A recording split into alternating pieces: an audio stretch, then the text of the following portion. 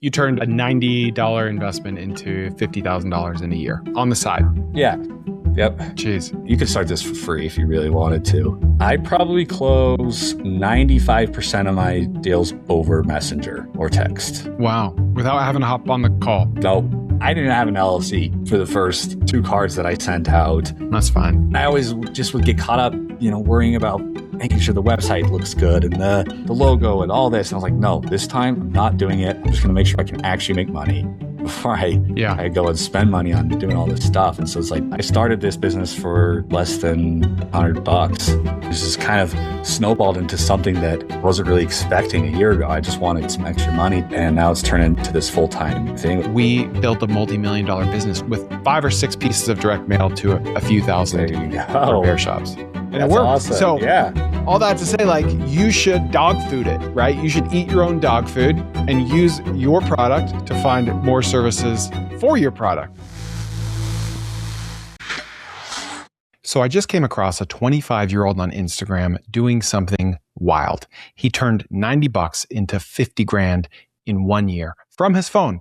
He's never cold called. He's never ran an ad. He's never even hopped on a Zoom. He closes 95% of his deals in Facebook Messenger of all places. And one plumber even paid him $1,100 after 5 texts.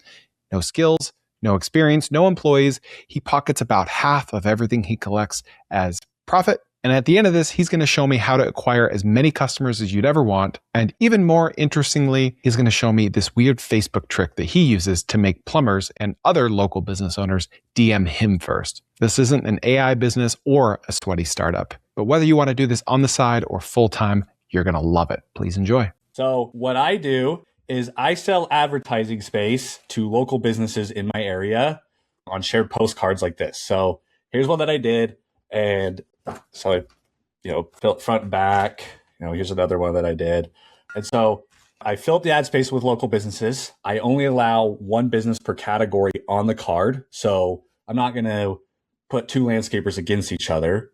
So they get full exposure for whatever services that they want to offer. And then I will send it out to the local area. So this card right here went out to 10,000 homeowners in the city right next to me. So I got businesses that service that area or were in that area. And then the way that I send it out is by using the USPS Every Door Direct Mail tool. So I don't need a mailing list or names to send these cards out. And I'm just thinking, I'm trying to compare it to something different, like a newsletter. And a newsletter is like a 2-sided marketplace. You need the supply of the email addresses, which you got to go out and find. Paid ads, organic, one by one by one. And then you need the demand from the advertisers, which is usually in the newsletter business, the harder part. Yeah. But you're over here saying I've got a marketplace, but I only need to fill half of it because I can legally, thanks to the US Post Service, EDDM, Every Door Direct Mail, I can mail anyone in the world that I want to mail for 40 cents or whatever, right? Yeah. I just need to find the advertisers for the postcard. Is that accurate? Yeah. So I pick the area. I'll go on to the USPS Every Door Direct Mail tool, and I'll type in the zip code that I want to target. And usually I'll sort by higher income just because they're mostly single family homes, because you don't want to get a bunch of home service businesses like a landscaper, a roofer, and then send your card out to condos and apartments. You're just going to be wasting those people's money. And so pick the area, and then I match the advertisers to that area. And so I'll sort by income, and then I have a break-even point. Right. So it's I got to fill the front half of my card to cover printing and postage. It's 25 cents per home to send out a card. That's to buy the data or for the stamp to that home? So this right here is the indicia. Every card looks exactly the same. Yep. And so the cards will come printed with the indicia. And so it's 25 cents per mail piece. And so if you buy 10,000 mail pieces, it's $2,500 in postage. And then printing 10,000 of these cards right here, which this is a 14 point. So it's a thicker cardstock type paper. It's a little bit nicer quality, stands out in the mail. And that's going to run you about $2,300 for 10,000 of those cards shipped, printed to your house. So your cost is about $4,800. And to fill the front of the cards, because I'll sell, this is a 3x4 inch space here, and then a double space. So I sold $600, $600, $600, $600, and then $999. And then I have some half ones on here that I sold for $350. And so basically you need to fill the front of your card to break even. Yeah, to break even, and everything after that is profit. So I'll just post on Facebook and Facebook groups, your local business networking groups or contracting groups. And I'll just say like, hey, I'm putting together a shared postcard. It's going out to thousands of homes in, whatever area I'm sending it to. I only feature one business per category. So it's first come, first serve. And then the business owners will comment below and then we'll take it to the DMs and then they'll purchase or they'll ask questions. And so we'll go from there. So that's one of my favorite prospecting methods is just posting in groups. Okay, let me summarize because I'm about to get manic here in a minute. I'm about to get manic. So you don't need to lick a bunch of envelopes and ship them out and have these days where you don't do any of that. You find a printing company and there's tons of them. Yeah. And then you find the US Postal Service and you say, after you get your advertisers, your sponsors, you throw them all together, right? You design them, you put them in Canva or whatever, you drag them around to make them all fit. You send them to the printing company. You say, I need 10,000 of these. And then here's the address. And you probably give them like the US Postal Service address, I imagine. Yeah. Are you getting like a sample from them first just to make sure it doesn't look bad?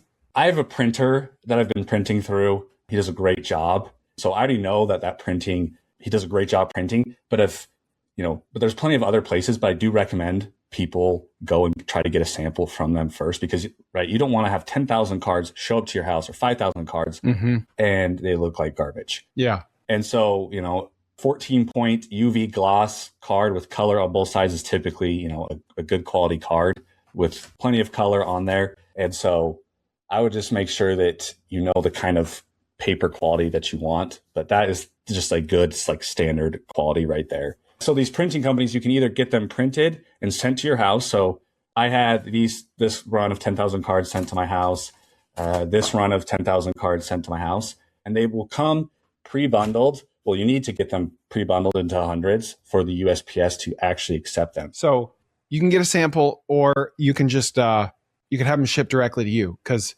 from what I understand, the USPS has they have like different distribution hubs. You've got like a post office, but then you have like a distribution hub. Yeah. DFW might have one or two, Salt Lake might have one, etc. So you can take it yourself, but you have to label it correctly. I used to have a direct mail business. So and it was a pain. It was like a pain to get it all set up. But once you get it set up, it's gravy. Anyway, So once you're set up and you're confident with the quality you're getting from a vendor, theoretically, you could just say, they could send you the PDF. You're like, yep, looks good. Ship it to the post office. They ship it to the post office. It goes out and then you're done. And the unit economics are you spend about $5,000 and some time in aggregating these sponsors, mostly from Facebook groups. And then if you fill it out front and back, then you make about $9,000 to $10,000 revenue. So for every $10,000 mailing, you're hoping to profit between $4,000 and $5,000. Is that accurate? Yes, that's correct. And you don't really have any costs. You don't really need employees, at least until you're at scale, because you're not doing the printing, you're not doing the shipping, you're just connecting pieces, sending emails, sending Stripe links, pay your invoice, $400 for this landscaping service, $350 for the orthodontist, onward and so forth, right? Yep, that's correct. How recurring is your business? How often do people want to do another and another and another mailing? So yeah, that's a great question. So typically there are two different card types, I guess, in this industry that you can put together. So this is something called a 9x12 card. It's 9 by 12 inches. It typically goes out to 5 or 10,000 local homeowners. The ads are going to be, a little bit more premium, a little more customized.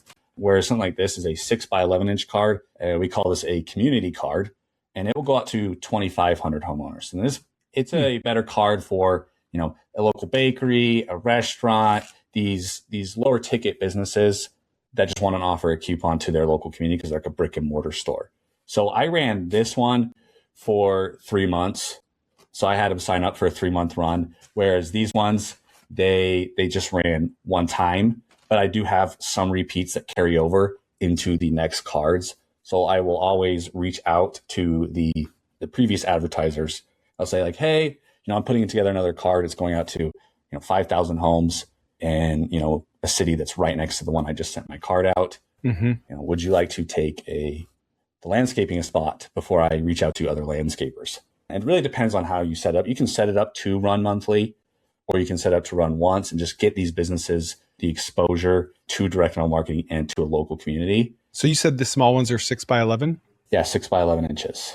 Hey, YouTube's fine, but what about when you're driving around? What about when you're mowing the lawn? You need my audio podcast, The Kerner Office. Just look up TKO Pod in Apple, Spotify, or wherever you get your podcasts. And when you say a 3-month run, are you sending the same thing 3 times, once a month for 3 months? Yes, I'll send the same card. This one that I send out at 3 months, I send it to different routes each month to kind of test different offers. But I'm going to put together another one that's going to go to the same routes, the same offers to get the same exposure. So it's fun to test and try different things and see how different parts of the local community respond to the advertisers. So, yeah, because if I'm a restaurant, I want repeated exposure, right? Like I want to be on top of mind once a month for X number of months. Why is that different for a landscaping business? Why would they not want a monthly run as well?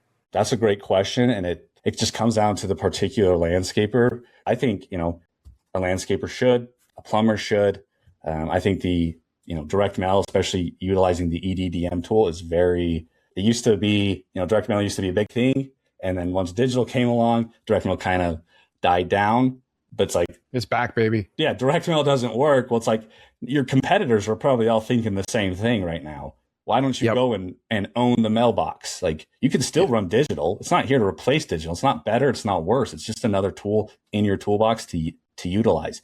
And something like a shared postcard is just a great introduction into that world of direct mail. Yeah. Here's what I think is wild. Like, there's so much regulation around emailing, like the Can Spam Act of 2004 or whatever. You cannot just like send emails to someone soliciting something unless they opt in. Cool. Got it. Text message marketing is like super regulated, which I get. Who doesn't hate getting a spam text out of nowhere, right? Interrupting. Yeah. I get it. I hate it. There's a $5,000 fine per text sent, right? Which is crazy. But when it comes to forcing someone to, I have a 200-foot like gap between my front door and my mailbox, 200 feet. Yeah. When it comes to forcing a human to walk up to 200 feet to their mailbox, risk getting hit by a car, in my case, to check the mail, that's totally fair game. Anyone can mail anything they want to anyone on the planet, right? Yeah. It's wild. And it's funny that you mentioned something like that, because I do, like I said, I post a lot of social media videos about this, and I will get people that were just like, stop filling up my trash bins. Like, you're sending crap to my house, or you're terrible. Like, people just hate on me for no reason. Like, is it really that hard to just like toss it in the recycling bin? Like genuinely. And then I always say, like, but did you see something like this with local businesses? Like, how many times is this getting sent to your house? Because I guarantee you it's not getting sent to your house very often or at all. So you're just confused. Yeah. Go complain to like Discover or Wells Fargo. I get those things all the time in the mail. So yeah, I just think it's funny. I think I just realized why it's legal. It reminds me of the bot problem that Twitter's had since day one. They have so many bots. And for a while, they threw around the idea of like any new Twitter user had to have their card on file, which is crazy, right? Could you imagine Facebook or Instagram needing your credit card, even if they didn't charge it? Like, they would have no users. That's so much friction, but it was so frictionless and easy for bots to create and multiply on Twitter that like Twitter just could not stop it. They had no idea how many users were real and how many were bots because it was free and frictionless. Yeah. Sending an email, sending a text is free and frictionless. So I feel like just the fact that it costs money to send mail is the reason why it's unregulated, right? It's anyone can send anything they want because you got to have money to do it. That's kind of besides the point. But yeah, I'm sure that like you hear a lot from your sponsors, like, let's say I'm a landscaping business. I just need one sale to make this work. Right. I just need one sale out of 10,000. And you're like, absolutely. Yeah. That's it. Sign here. Yep. Tell me about some of the ROI that your sponsors have seen from this. Because I would imagine it's all across the board. You probably have people that are like, didn't hear a thing, not even a phone call. And they maybe did, maybe didn't, but they're not attributing it. They're not using a different phone number or whatever. And then you have other people that are like, dude, I got a $13,000 concrete repair job from this. This is amazing. Yeah. So that's a great question. That is actually one of the most common questions or objections that I get when I do this. What is going to be my ROI? And So I'll tell you what I tell them, which is I can't guarantee ROI. I don't promise it. Like I am selling you exposure. Like you're getting exposure for into your local community the cheapest way possible. Except unless you go and hang up door hangers yourself to 10,000 homes, but then you're paying with your time, which is the most expensive. And so I can't guarantee exposure because one, the business type might not be something that homeowners might want. So I can't control that. Two, the offer on the ad. So I help these businesses try to come up with a good offer, but some just don't want to put an offer. They put weak offers. So I let them know the stronger the offer, typically the better the results you're going to see. And then three, which is probably the most important, which is the system set up to actually keep track of leads. So I provide free dynamic QR code with every single ad. So I design all of the ads for free for the businesses. It's part of the purchase price. And I'll throw a dynamic QR code on there for them to keep track of scans. So I can see what kind of ads do better, and the ads with the better offers and the more simple ads typically have seen more scans. But like even then, I can't control if somebody calls your number instead of scans the QR code because an elderly person just might call you for their landscaping services. Well, if you don't have a unique offer tied into that ad, well, you're going to have no idea how or where that person came from. And so that being said, some businesses have seen, like you said, more results, while others have not seen, anything. So I had a bakery on one of my cards, dropped the cards off. The offer right here, I have it, is free sweet pocket pie and or cookie, no purchase necessary. We're talking about Lehigh Bakery here? This one is grapefruit and thyme. Oh, okay. I love Lehigh Bakery. Shout out Lehigh Bakery. So that's a great offer. Who doesn't want a free cookie? And it's going to 2,500 homes near her bakery.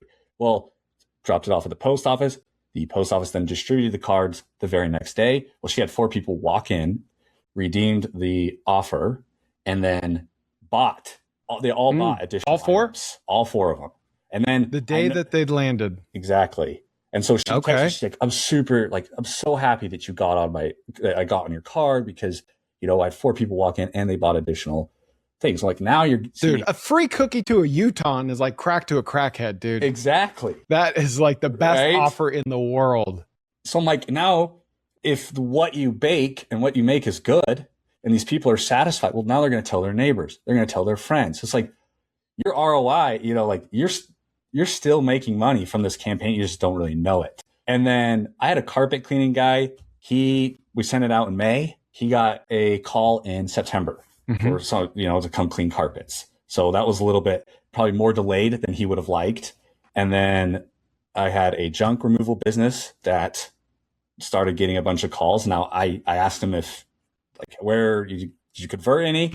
He never filled me in on that. Dude, if I were you, I would make like a very sophisticated process about maniacally getting follow-up from your sponsors on how it's gone every week, every day, because that's going to be your best sales tool ever. Yeah. Like, those case studies in the Facebook groups will sell more than you ever can. Yeah. I need to be, because I'm very tedious when it comes to following up when they're interested. But then after I send it out, just like, oh, hey, how'd it go? Like, what kind of results? Like, did you bring in what you thought it was going to bring in? Like, some of them just like never fill me in on it. And you're right. I do need to do that. I need to be just as, tedious with my follow-ups after. Yeah. In the case of the bakery, like for the first day, do you know how it looked like over the next 2 or 3 weeks? So I know, because I had a couple extras that I gave to like one of my wife's friends. And so she went in and she redeemed it. And I think over the course of the 3-month run, so I think she paid a total of $350 for that entire 3-month run. I think she said she had 15 to 18 people total come in. Wow. And redeem that coupon. And I don't know if they bought additional items. And so, but I do know that at least 4 or 5 people came in, they used the coupon, they bought stuff. Now they know if what she makes is good or not. So now they'll probably share it with their friends, their neighbors. It'll be kind of that go-to spot. Like I kind of said earlier, a lot of these businesses don't really understand kind of like the exposure aspect of something like that. Like, yeah, maybe month 2 wasn't as good, or month 3 wasn't as good as month 1, but you did have people come in from it, and you don't know how much they're going to spend over the course of the next year or two, or however long your bakery is there. Because like one time I got Slim Chickens, a coupon in the mail for Slim Chickens, and I never heard of them, but they had a good offer. I went and redeemed it. And I've probably paid for that entire mailing campaign myself over the last the course of 3 years, because I got the exposure to their business and I redeemed their coupon. And so that's what I try to tell businesses. Like at the end of, like, you are getting exposure. I sell exposure. It's like, it's a mini billboard that's going into people's mailboxes. Well, they say that, 50% of marketing works, but you don't know what 50%. Yeah. And I mean, transparently, there's probably some clients, some industries, whether the offer is good or not, it's just not a great fit. Not every marketing channel is a great fit for every business. Mm-hmm. Have you seen any industries that this works particularly well for? Home service industries work really well because, like home cleaners, right? Everybody, whether you live in an apartment or a $10 million house, sometimes you want your home cleaned. And then if you send it to the right area, landscapers do well, or just a lawn care guy. So if they only specialize in lawn care. And then I have a dog yard scooping services, junk haulers, carpet cleaning, window cleaning, plumbers, permanent holiday lighting. That's a huge thing in Utah. Real estate. So I ran an ad, like, what is your home worth? Scan to find out instantly. That got a lot of scans, to get people into an email list or whatever he wanted to do with that. Did you know you can build a 6-figure business with only a 10,000 person email list? I just talked to the founder of Beehive, and he told me that there are people with 10 to 15,000 subscribers making more than newsletters that are 10 times that size. Here's how. Well, this one design newsletter with around 15,000 subs doesn't just sell ads. They run 2-week online cohorts 4 times a year that generate 6 figures. And on top of that, they're charging companies $20,000 to $30,000 to get in front of their audience. And that's on one small focus list. This is not about going viral anymore. It's about owning a niche and monetizing it correctly. And Beehive gives you exactly the tools to do just that, like surveys to understand exactly who your readers are, or a built-in recommendation network to grow automatically, paid subscriptions, digital products, sponsorship tools, and you keep 100% of the revenue. You don't need a massive audience to run a successful business. You need the right system. So move your email list over today and try out Beehive with 30% off for 30 days with code CHRIS30, because this might be the simplest, highest leverage business that you can build right now. Just go to beehive.com/Chris to learn more. That's BEEHIIV.com/Chris. How did you land on pricing for this? There's a group of people that do this just kind of all across the nation. And I was able to connect with a guy in Ogden, so about an hour and a half away from me. And so he was kind of able to show me the ropes, like, okay, like how to take it to the post office, like how to bundle everything and get everything ready to go. And we walked through pricing. And so I kind of just took his pricing and changed it. But typically for a larger card, like 10,000 homes, you don't really want to be charging more than 10 cents per home for a typical like average space. And an average space, there's going to be 16 average spaces on a card typically. So you don't want to make sure that one of those 16 spaces like this is going to be more than 10 cents. So 6 cents per home for this space. And then this one's going to be 10 cents per home because it's a double space. You're getting double the exposure. And so, yeah, you just kind of play around with pricing. Some areas you can charge more, right? If you're in like Southern California, people are just typically used to paying more. So you could charge $800 for one of those spaces. Whereas like if you're in a smaller town in the Midwest, $600 might be too expensive. You might want to charge, $450 or $500 for one of those, average spaces. You just play around with pricing. And, like if you fill your card up in 2 days, maybe you charge. The price is too low. Yeah. It takes you forever to fill up your card. Maybe you're not doing enough outreach. Maybe you're not really helping them see the value, or maybe you're charging too much. And so obviously if I want to make $20,000 on one of these cards and send it out to 5,000 people, well, that's just going to be unrealistic because the value doesn't justify the price that you're charging. So you want to make sure like, okay, like $600, They get a 3x4 inch space. I'm designing the ad for them for free. I give them free revisions. So if they hate the ad, I'm going to redesign the entire ad. I'll help them create a good offer if they don't really know where to start. And I provide a dynamic QR code for them so they don't have to go pay $20 a month for software or anything like that. So I keep track of the scans for them. And so I try to, give them lots of value on the back end. So it's like, you're not going to have to worry about a thing. Yeah, pricing, you just kind of have to play around with it, right? You might, if somebody listening wants to try this, like maybe you want to charge $700, and you can always go lower.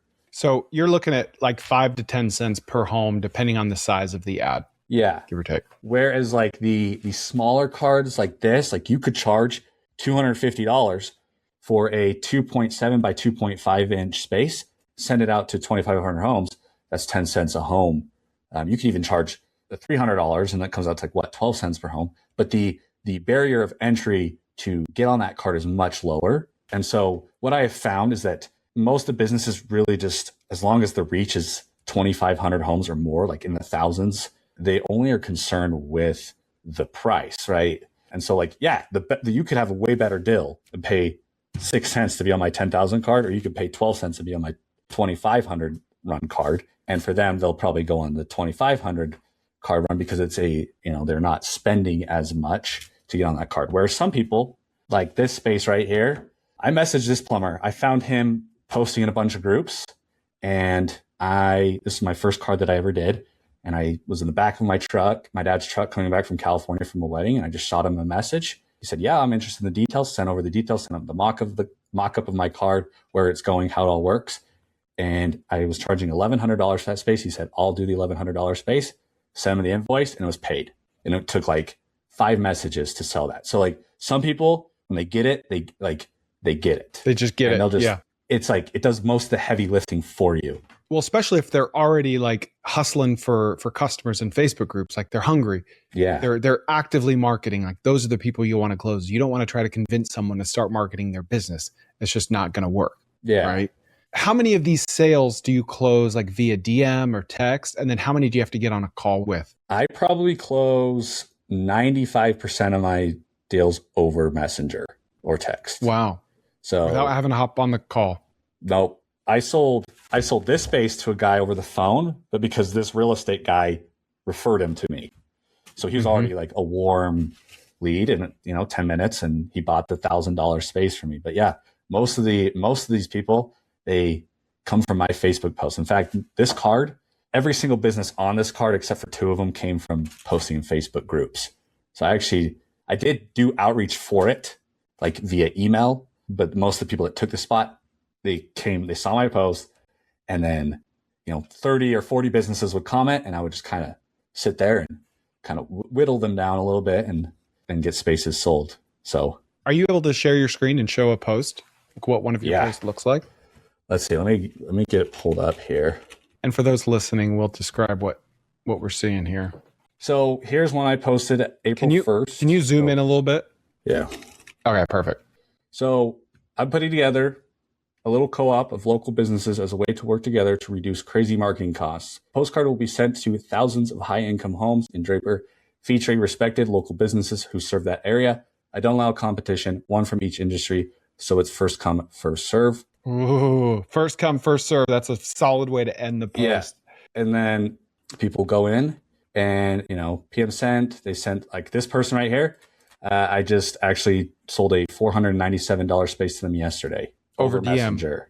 Jeez. And so, yeah, I just reach out to every single one of these businesses. Some of them just won't be a great fit. Like you were saying, like they have, an e-commerce business, and I featured a few e-commerce businesses before, but typically I'm like, your kind of business, like, yeah, sure, you could send it and you're getting exposure, but like you need to probably spend more time doing organic and Facebook, running Facebook ads. So I will turn away businesses, or like I get some B2B type businesses, and I'm just like, look, this is going to homeowners. I can still share the details with you if you want, but like, I don't think this would probably be the best fit or the best use of your money. So some of these businesses, like more B2B businesses, and I've just turned them away. But so that's just one of my posts. Here's another one from March 18th. Same post. So I kind of post the same thing. I will say that I don't spam it. I post once a week in these groups. Okay. How many different groups are you posting in? I've posted it 10 at a time just because Facebook allows 10 total, but there are two that just like do really well. Okay. So I will post just in those two groups and spend time in those two groups, where sometimes I'll post in the other ones and like maybe one of those groups will get a comment, because there's a very particular method that I like to do that I kind of discovered. So I'm kind of giving the sauce here. But that's what this podcast is here for. Perfect. We need sauce.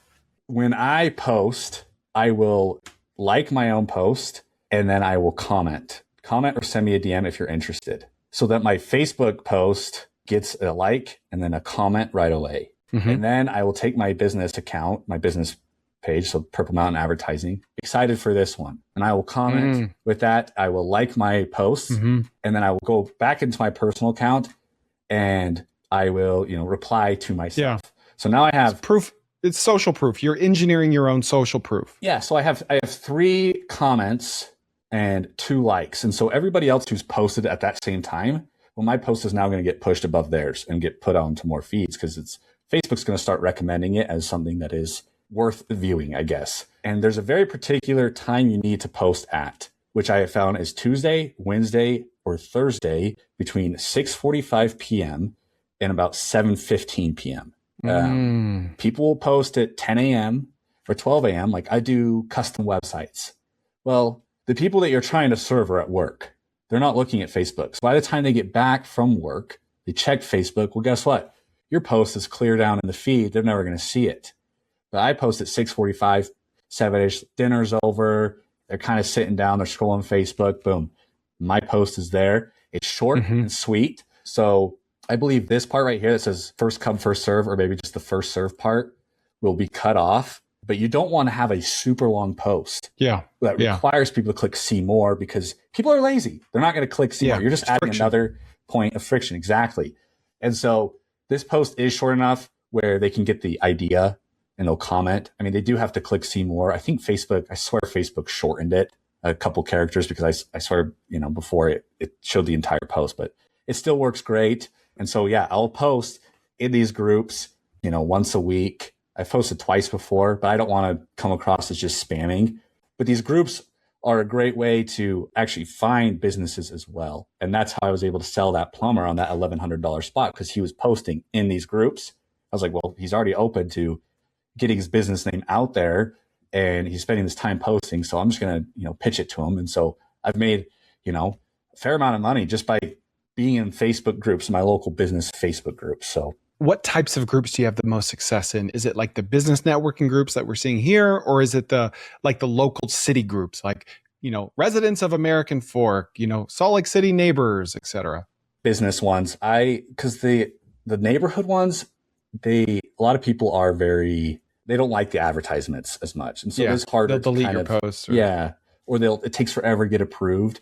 And so I like these business networking groups because they get approved almost instantly, or they don't have to get admin approval. But I'll typically stay out of the groups that you don't have to really answer where you're from.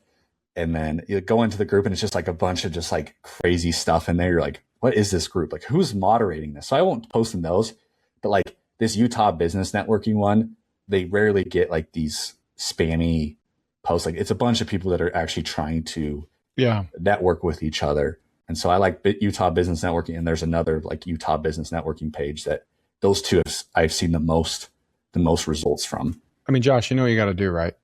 You need to start your own Facebook group. This is much easier, unless you already have. I do have one, Utah County Business Networking. Okay. I haven't put much work into actually growing it, but I do have one. People would be shocked at how organically you can get people to join your group by literally just creating it, filling out the info, and waiting. No paid ads, no marketing, just waiting. And, you'll go a week and you won't have anyone. Then you'll get 2 people. Then you'll get 7 the next week. Then you'll get 20. Then they'll just start coming. And you post welcome new members. We've all seen how it works in Facebook groups. You could do this with 10 different groups at the same time, like Utah HVAC owners, Utah home service businesses, blah, blah, blah, blah, blah. And you could have this network of Facebook groups where you own the audience. You can approve every post. We did this for our Texas Snacks, our Buc-ee's business. I heard about that. Buc-ee's fans, Buc-ee's lovers, Buc-ee's. We bought them from other owners. We Okay. started them. They have hundreds of thousands of members. So when we have a new sale or a new coupon code or holiday, we just post and it gets shown to everyone. So it's a beautiful thing. Yeah, it's awesome. Listen, I need more people like this to interview on my podcast. So if you know of someone with a side hustle or a business that's unique and cool and super profitable, email Molly, Molly, at cofounders.com. That's one word, cofounders.com. Molly at cofounders.com. Tell her your story and we'll give you $100 if we end up interviewing them. What have been your numbers so far? How long have you been doing this? And what have been your revenue and sales numbers so far? Or revenue and profit numbers so far? So I have it written down here. So just these shared cards in the so I started it in April, about this time last year, as a side hustle. You know, I was really inspired about Airbnb's story, whether they created those like cereal boxes to fund Airbnb. So I was like, oh man, because I had a e-commerce brand that I was trying to grow and put money into paid ads. I was like, instead of saving up, I'm just going to start another business. And so I started it last April. My revenue has been about 26K. Nice. Just to the shared cards. Profit, 14K. And then net profit would be probably about 11K. And so that's the shared cards. And then I've done solo cards for businesses. So just where it's just only their business. My margins aren't as great, but the effort is not as much. So solo cards, I've done about 13K in revenue. And then net profit's been about 2 or 3K. Of net profit there. So like 40 grand in revenue so far? Yeah. 15 profit, give or take? Yep. What has been your best month ever? And what have your recent months been? I would say probably last summer, I put together a card. It took me about a month and a half to put the entire thing together. Probably 5 or 6K in that month of revenue. Just by posting in those Facebook groups. Have you found other reliable ways of finding customers, sponsors? Yeah, so that's just one of the methods. Obviously, cold calling. I've sold a space or two over cold calling. Emailing is not my favorite. I know a lot of people can just absolutely crush it with email. I don't know. I feel like emails get lost. Yeah. But driving around town, seeing yard signs, those people, it's a gold mine. People, because they're already open to the idea of physically advertising to the local community. Oh, I see. Yard signs advertising businesses. Yeah. So it's like, power washing. Give them a call. Give them a text. That's how I sold my very first spot. Was a junk removal guy. I was just like, hey, I'm putting this from a yard sign. Yeah. And he's like, yeah, he didn't really trust me, which I totally get it. You're getting a text out of the blue. And so we met up in person and we were able to, talk and stuff. But yeah, emailing, cold calling, Facebook, driving around town, walking into businesses. You can just, kind of set up a route, be mindful of busy hours and stuff. But I like to kind of do it digitally. How important is it that you're local to the area that you're sending these mailers in? You could be anywhere in the world and prospect any city within the United States and just use a full service printing option. But being local gives you a benefit of knowing the area, right? So I'm doing a city right now. I'm prospecting a city that is, 25 minutes north of me. Yeah. Honestly, you could reference local things in any city just using ChatGPT or Claude. Yeah. I tell people just get on Google Maps, get on Google Earth, just kind of do a virtual drive-through. Just kind of see what the town is. What kind of vibe are you getting from this town? At least get familiar somewhat with the town.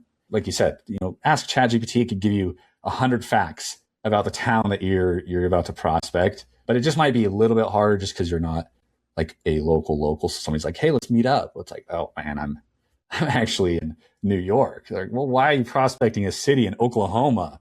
Right. But I think if you hop on a Zoom with them, I think you could easily sell spots anywhere. Man, if I were you, I would test to get new customers. I would scrape a bunch of businesses in a specific industry and then send them a mailer that says your ad here, your plumbing ad here, your landscaping ad here. And then you could, inside the your ad here box, you could put a case study.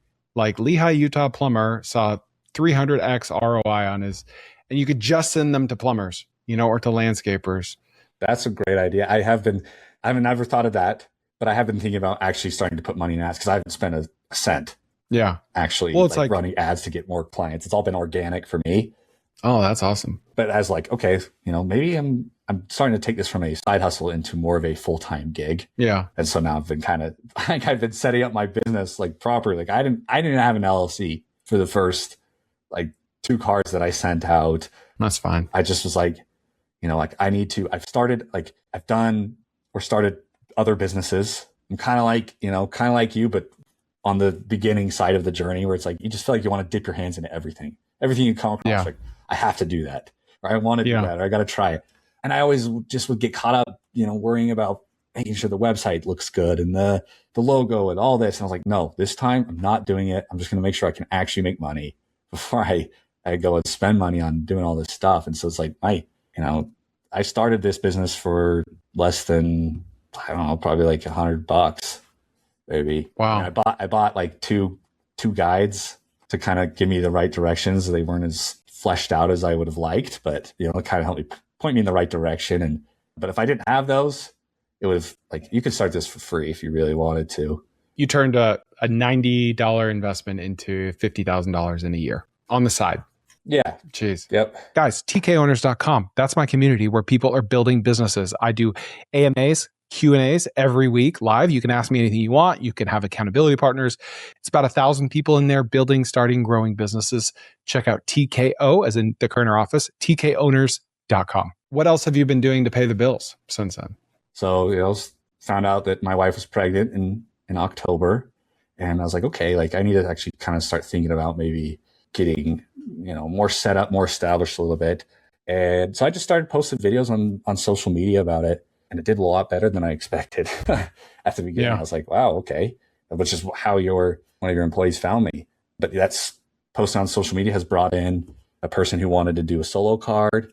And then I have a financial service guy that he actually put in an order for 10,000 cards today that I will be getting sent off to the printers here after this. And so it's been a really interesting journey. This has kind of snowballed into something that, I wasn't really expecting a year ago. I just wanted some extra money to put into one of my e-commerce businesses. And now it's turning into this full-time thing with my community's awesome. And there's a lot of great members in there. And I have a lot of fun doing that and making these videos. So where did you get this idea from? I saw it on TikTok. It came at the perfect time. And I think the TikTok had like 3 likes or 5 likes and a comment. And I was like, wait a minute. Cause I was looking for a business. I just wasn't sure what I was going to get started in. And I was like, wait, this is something that seems super doable where I probably don't have to spend, tons and tons and tons of time trying to make $1. And it's not like affiliate marketing or drop shipping or, TikTok shop. And I'm not saying those don't work. They work, but that was just something I just wasn't interested in.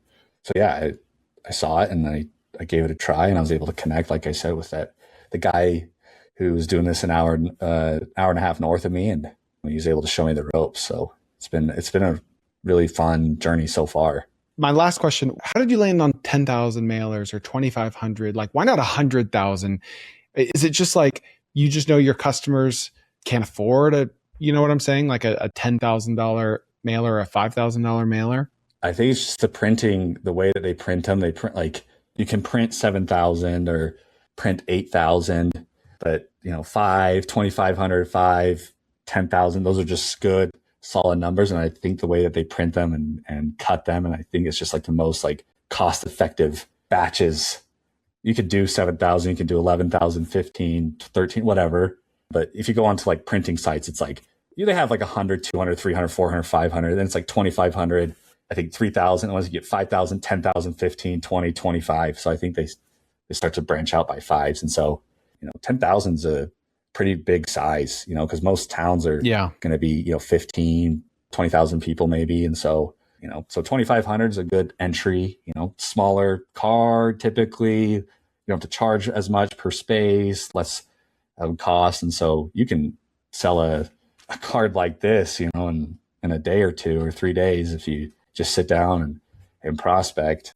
Then something like a 5 or 10,000 card might take you a little bit longer, but they're all great. And it's a fantastic business to run, especially if you were looking for a side hustle to start. I think it's one of the best ones out there.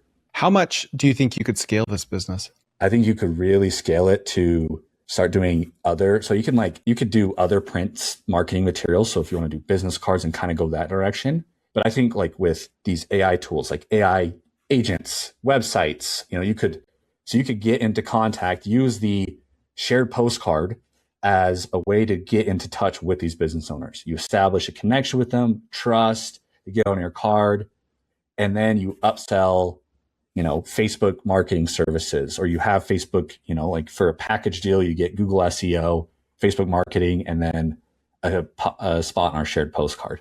Or you could say, we'll build you out a website. Because there's a lot of businesses that I get in touch with that just simply don't have websites. They want to be on the card. I'm like, well, we need somewhere to lead them to. It's like we could build out a website on the back end and we could bundle it together. And so I think that's the way to do it. Is kind of, this is just kind of upsells. Yeah. Like you're kind of getting paid to get the leads, essentially. So I remembered what I was going to say. I was going to tell a story. 12 years ago, I moved to Dallas from Huntsville, Alabama, and I moved here to expand my business. At the time, I was selling wholesale iPhone parts to iPhone repair stores. And the whole thesis for moving to Dallas was I realized in Alabama, I was able to acquire customers much more easily if they were within a natural one-day shipping radius of us.